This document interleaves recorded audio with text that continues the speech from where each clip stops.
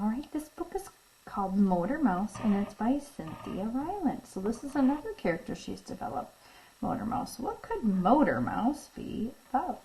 Let's find out. Meet Motor Mouse. He is a mouse on the move. Motor Mouse delivery. We scurry. Motor Mouse by Cynthia Rylant, illustrated by Arthur Howard. For dear Emily. Table of contents. The Friday Cake Day. Going for a lookabout. Front row at the picture show. The Friday Cake Day. Motor Mouse and his friend Telly loved cake. It makes me stand on my head, said Telly, standing on his head. Cake did not make Motor Mouse stand on his head, but it did make him hum a little tune. Said Motor Mouse when he thought of cake. Friday was Cake Day.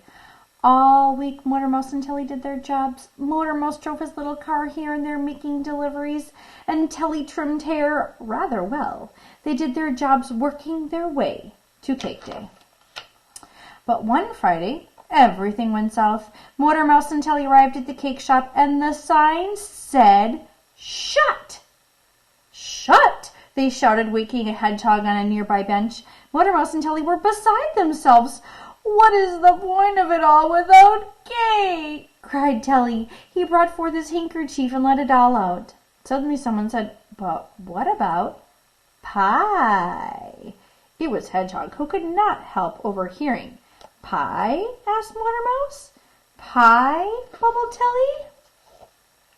The Hedgehog invited them to follow behind his motor car for some pie.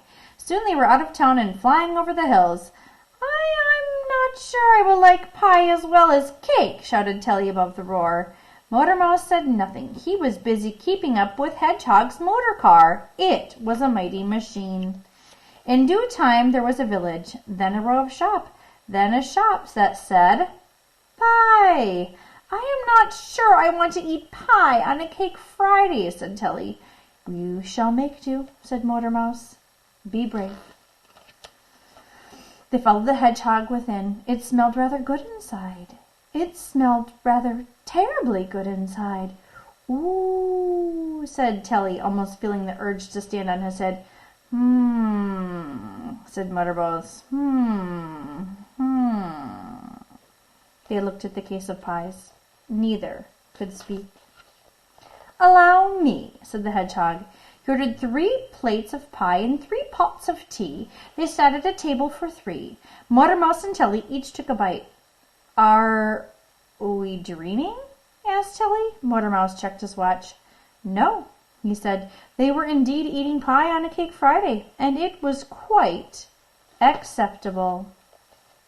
When Motor Mouse and Telly had finished with their pie, they thanked their new friend the Hedgehog for opening up a whole new world to them.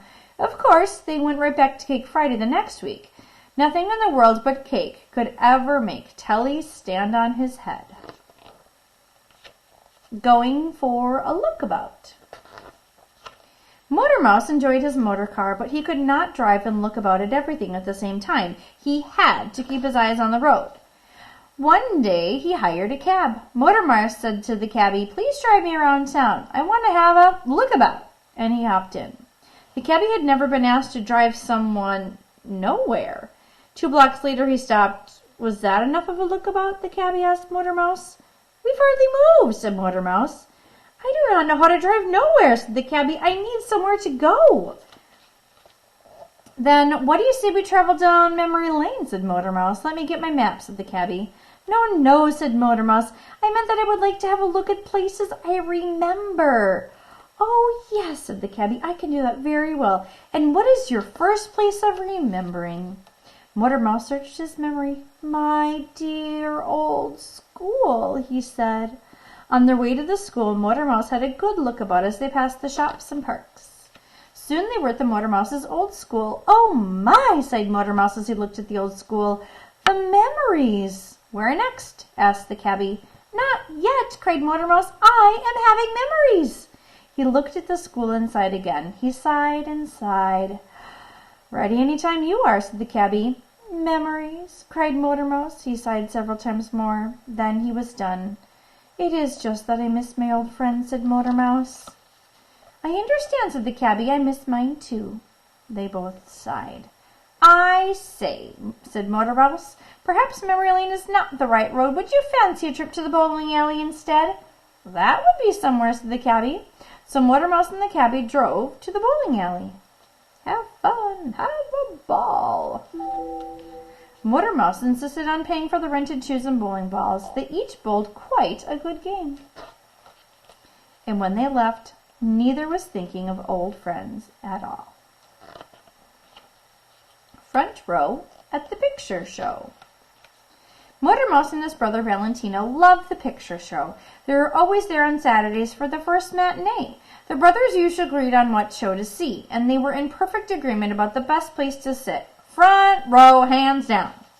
But they could never see eye to eye on the snacks, specifically the popcorn. The biggest bucket was the best deal at the picture show.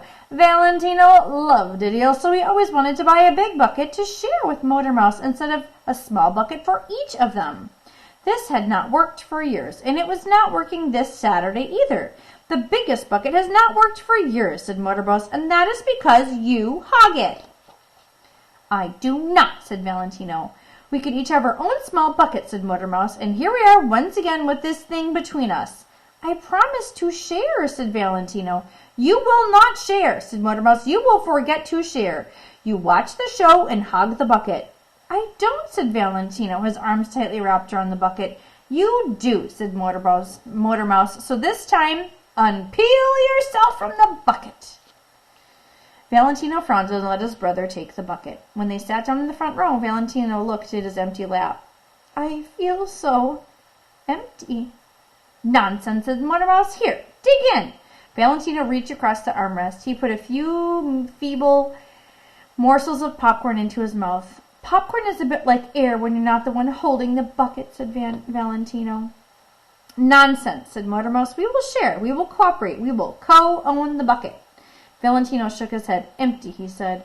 Motor Mouse looked at his brother's sad face. Oh, for Pete's sake, said Motor Mouse. He stood up and put the biggest bucket onto Valentino's lap. Really? Said Valentino, brightening right up. I will be right back, said Motor Mouse. Soon he was back, and he had another biggest bucket. This one is for me, Motor Mouse told Valentino. Why not the small bucket for you? asked Valentino. You are right, said Motor Mouse. The biggest bucket is the best deal. Valentino beamed. Motor Mouse and Valentino watched the picture show with not even one tiny moment of hogging. And when the show was over, between them there was not even one tiny kernel of popcorn left. Amazing, said Motor Mouse. I did not know I could eat so much popcorn. Oh, it's not hard, said Valentino. I have done it so many. Valentino stopped. He looked at Motor Mouse. Oops, said Valentino. I guess I do hog.